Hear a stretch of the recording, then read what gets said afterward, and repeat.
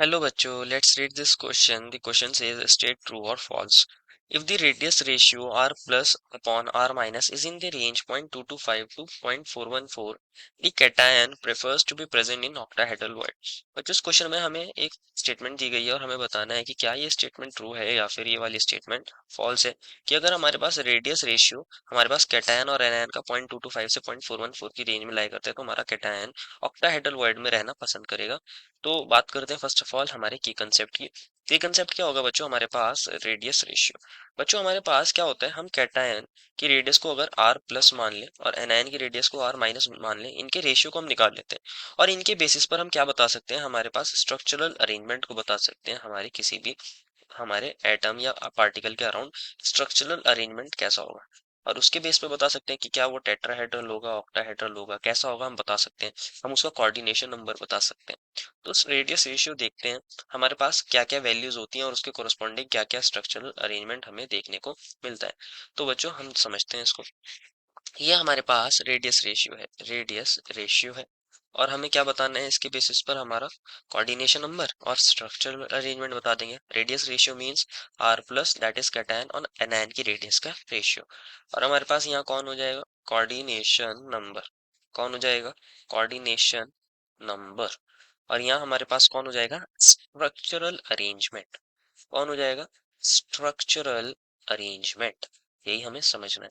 तो अगर हम बात करें हमारे रेडियस रेशियो की, बच्चों ऐसा देखा जाता है कि अगर हमारे पास रेडियस रेशियो की वैल्यू 0.155 से क्या हो जाए, कम हो जाए, लेस देन हो जाए, तो हमारे पास कोऑर्डिनेशन नंबर 2 होता है और हमारे पास स्ट्रक्चरल अरेंजमेंट कैसा देखने को मिलता है, लीनियर देखने को मिलता है। कैसा देखने को मिलता है, लीनियर।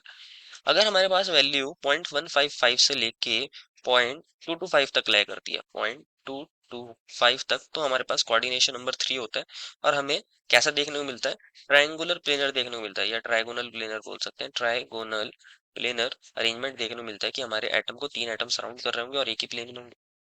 अगर हमारे पास इसकी वैल्यू 0.225 से लेके कहाँ तक आ जाती है बच्चों, 0.414, 0.225 से लेके 0.414, तो कोऑर्डिनेशन नंबर होता है 4 और हमारे पास स्ट्रक्चर अरेंजमेंट कैसा देखने को मिलता है, टेट्राहेड्रल, कि हमारे किसी एटम को या कैटायन को या पार्टिकल को हमारे 4 एटम सराउंड कर रहे होंगे और टेट्राहेड्रली सराउंड कर रहे होंगे।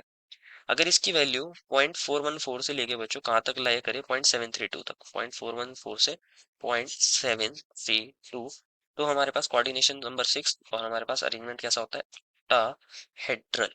ऑक्टाहेड्रल। और अगर इसकी वैल्यू 0.732 से ऑलमोस्ट अगर 1 तक आ जाए तो हमारे पास कोऑर्डिनेशन नंबर 8 और हमें देखने को मिलता है क्यूबिक। क्या देखने को मिलता है, क्यूबिक। तो बच्चों हमें क्वेश्चन में बोला गया था कि हमारी रेंज कहाँ पे लाई कर रही है, 0.225 से 0.414, क्योंकि अगर हमारे पास रेंज 0.225 से 0.414 तक लाई कर रही है, इसका मतलब साफ साफ है बच्चों कि हमारे पास यहाँ पे कोऑर्डिनेशन नंबर 4 होगा और स्ट्रक्चरल अरेंजमेंट कैसा होगा, टेट्राहेड्रल होगा। कैसा होगा, टेट्राहेड्रल होगा structural arrangement. And coordination number कितना हो जाएगा, कोऑर्डिनेशन नंबर हमारे पास 4 हो जाएगा। कोऑर्डिनेशन नंबर मतलब क्या होता है, नंबर ऑफ नियरेस्ट नेबर, कितने हो जाएंगे उसके 4। दैट मीन्स हमारे पास 3 एटम कुछ इस तरह रहेंगे, हमारे पास 3 एटम कुछ इस तरह रहेंगे और यहाँ पे हमारे पास बीच में एक क्या बन गई है, वॉइड बन गई है। ये एक काइंड की कौन बन गई है, वॉइड बन गई है। ये हमारे पास वॉइड है। अगर एक फोर्थ एटम भी आ जाए या फोर्थ पार्टिकल भी आ जाए और वो हमारे इस वॉइड के ठीक ऊपर रख दिया जाए और इन 3 स्फेयर्स या 3 पार्टिकल्स के बिल्कुल सेंटर पर रखा जाए यहाँ पे, तो ये जो बीच में हमारी वॉइड क्रिएट होगी बच्चों, कौन सी वॉइड कहलाती है, ये टेट्राहेड्रल वॉइड कहलाती है, ये वाली वॉइड टेट्राहेड्रल वॉइड कहलाएगी, ये वाली वॉइड। क्योंकि 3 एटम इसको नीचे सराउंड कर रहे हैं और एक फोर्थ एटम बिल्कुल टेट्राहेड्रली इसके ऊपर होगा, तो इस वॉइड को बोलते हैं टेट्राहेड्रल वॉइड और इसलिए यहाँ कोऑर्डिनेशन नंबर क्या होता है, हमारा 4 होता है। तो जो कैटायन है हमारा वो हमारा टेट्राहेड्रल वॉइड में है, ना कि ऑक्टाहेड्रल वॉइड में। तो हमारे पास रेंज अगर 0.225 से 0.414 है तो टेट्राहेड्रल वॉइड देखने को मिलेगी। अगर ये रेंज हमें 0.414 से 0.732 देखने को मिलती तो हमारे पास ऑक्टाहेड्रल वर्ड होती, और ऑक्टाहेड्रल वर्ड के अंदर क्या होता, हमारे 3 एटम्स बच्चों लाइक इस तरह हमारे होते। तो बीच में जो वर्ड क्रिएट हुई है ये हमारे पास कौन है, ये हमारे पास वर्ड है। और अगर हमारे पास 3 एटम कुछ इस तरह ऊपर की तरफ अरेंज होते कि हमारे पास यहाँ तो कुछ ऐसा देखने को मिलता, ये एक एटम, ये दूसरा एटम और ये तीसरा एटम, तो ये वाली वर्ड ऑक्टाहेड्रल वर्ड कहलाती है। कौन सी वर्ड कहलाती है, ऑक्टाहेड्रल वर्ड। लेकिन यहाँ पे हमारे पास ऑक्टाहेड्रल वर्ड नहीं है, टेट्राहेड्रल वर्ड है, तो जो हमें स्टेटमेंट दी थी वो वाली स्टेटमेंट गलत हो जाएगी।